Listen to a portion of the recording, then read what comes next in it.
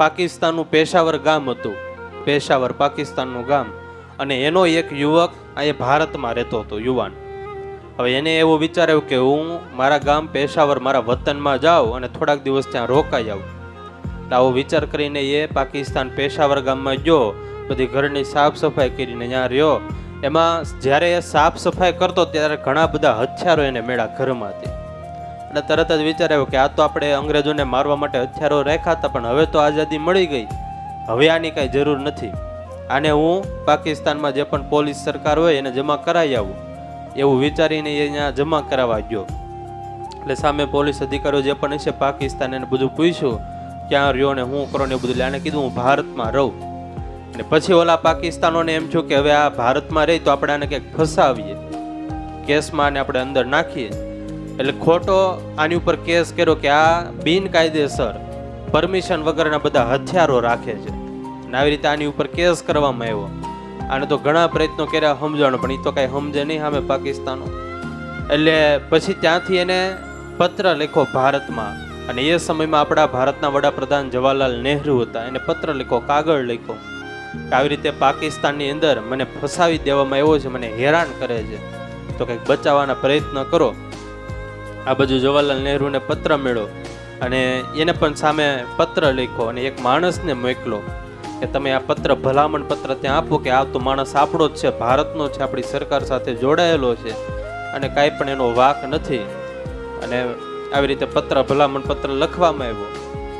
હવે જે પણ વ્યક્તિ હતો એ પત્ર લઈને ત્યાં ગયો. ફ્રેન્ચ એન્થની નામનો વ્યક્તિ હતો, પત્ર લઈને ગયો પાકિસ્તાનની અંદર.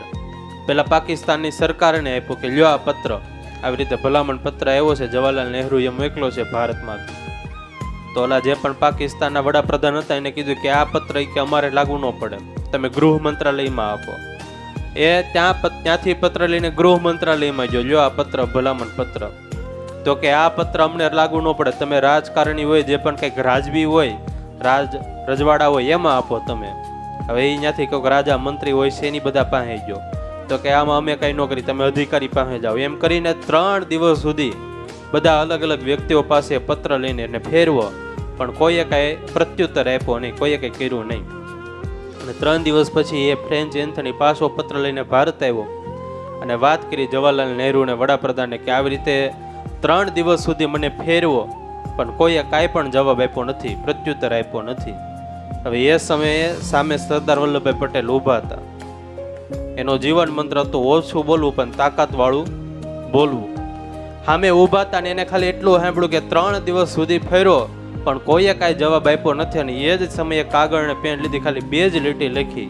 એ વડાપ્રધાન હતા પાકિસ્તાનના, એની સામે પત્ર લખ્યો ને ખાલી 2 જ લીટી લખી કે તમને માલુમ થાય કે તમારા પણ ઘણા સગા સંબંધીઓ, સ્નેહી મિત્રો મારા ભારતમાં રહે છે, એટલે મારા વ્યક્તિને તમે 24 કલાકમાં છોડી દેજો.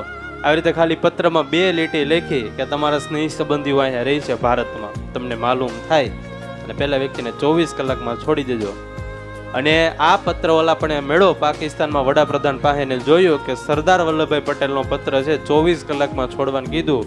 હજી તો 18 કલાક પૂરી થઈ જતો ઓલો વ્યક્તિ ભારતમાં આવી ગયો હતો. ત્યારે તાકાત હતી એનામાં.